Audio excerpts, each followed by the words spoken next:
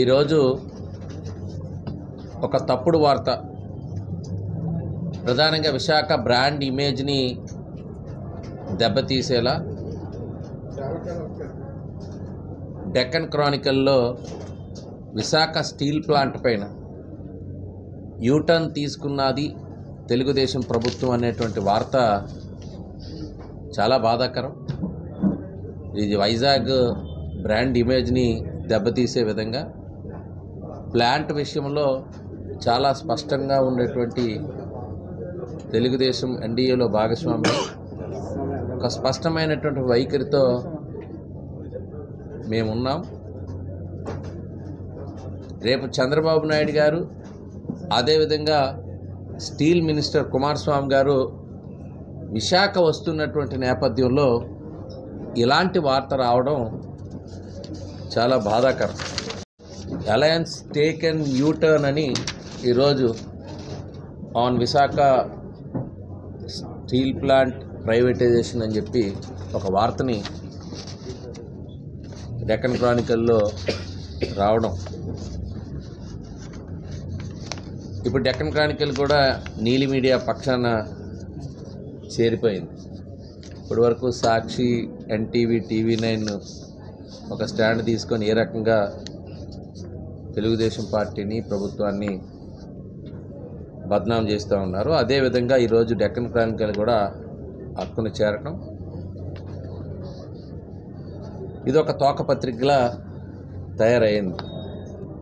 కాకుండా ఇలాంటి ప్రచారం, లేని వార్తలను, ఒక దుష్ప్రచారాన్ని తీసుకొని వచ్చి స్టీల్ ప్లాంట్ భూములతో రియల్ ఎస్టేట్ వ్యాపారం చేద్దామనుకున్నటువంటి జగన్ రెడ్డి గారు ఈరోజు ఇలాంటి వార్తను తీసుకొని వచ్చి మరలా 5 ఏళ్ల కాలంలో ఆయన ఏ రకంగా వ్యవహరించారనేది చూసాం. అందుకనే అత్యధిక మెజారిటీలు ఈరోజు స్టీల్ ప్లాంట్కి సంబంధించి గత ప్రభుత్వంలో ఒక బాధ్యత ఉన్నటువంటి ప్రభుత్వంలో ఉండేటువంటి జగన్ రెడ్డి గారు ప్లాంట్ విషయంలో ఏ రకంగా వ్యవహరించారనే దాన్ని ప్రజా తీర్పు కూడా ఎన్నికల్లో చూసాం.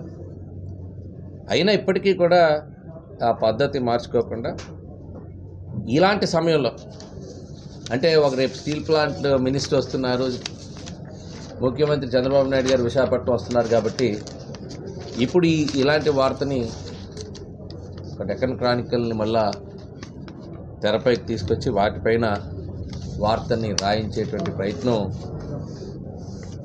ఈరోజు జరిగింది. దీన్ని తీవ్రంగా ఖండిస్తున్నాం. ఈ వార్తలో ఏమాత్రం నిజాలు లేవు. ఈరోజు ప్రభుత్వ పక్షాన అనేక అంశాలు ఈ రాష్ట్రానికి సంబంధించి కేంద్రంతో ముడిపడిన ప్రతి అంశం కూడా ఈరోజు ఎన్డీఏ భాగస్వామిగా ఉన్నటువంటి ప్రభుత్వంగా, పార్టీగా స్టీల్ ప్లాంట్ విషయంలో కూడా చాలా స్పష్టమైనటువంటి వైఖరితో ఉన్నాం. అది కూడా మా పార్లమెంటు సభ్యులు కానీ, ముఖ్యంగా మా ముఖ్యమంత్రి గారు కానీ, ఇక్కడ ఉండేటువంటి మేము శాసనసభ్యులం కానీ నేరుగా రేపు స్టీల్ మినిస్టర్ కూడా ఇక్కడికి రివ్యూకి వస్తున్నారు. కాబట్టి త్వరలో దానిపైన అటువంటి ఒక స్పష్టమైనటువంటి సంకేతాలు ఉంటాయి. కానీ ఈలోగా ఈ రకంగా ప్రజల్లో ఒక వాళ్ళ మనోభావాలు దెబ్బతీసే విధంగా, ఒక ఇమేజ్, ముఖ్యంగా ఆ బ్రాండ్ ఇమేజ్ని దెబ్బతీసే విధంగా ఈ వార్తలు రావడం బాధాకరం అని చెప్పి సంబంధించిన ఒక ప్రధానమైనటువంటి ఇండస్ట్రీ స్టీల్ ప్లాంట్. అనేక ఉద్యమాలు చేసి సాధించుకున్నటువంటి ప్లాంట్, అందరి మనోభావాలతో కూడుకున్నటువంటి ఆ ప్లాంట్ విషయంలో ఇలాంటి దుష్ప్రచారాలు ఇలాంటి సమయంలో తీసుకోవటం అనేటువంటిది బాధాకరం.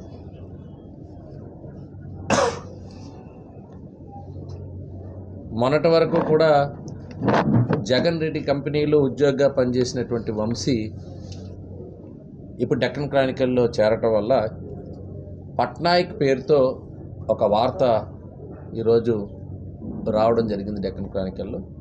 ఈ వార్తని ప్రచురించినట్టుగా మనకి స్పష్టంగా కనబడుతూ ఉంది. అందుకని దీన్ని న్యాయపరంగా కూడా, ప్రభుత్వ పరంగా దీనిపైన డెక్కన్ క్రానికల్పై న్యాయ పోరాటం కూడా చేయడం జరుగుతుంది. ఇప్పటికే రాష్ట్ర ప్రజలతో పాటు విశాఖ ప్రజలు కూడా వైసీపీని చీకొట్టడం మీ అందరికీ తెలిసిందే. అత్యధిక స్థాయిలో గత ప్రభుత్వం ఆ పార్టీని ఏ రకంగా పక్కన పెట్టారో తెలుసు.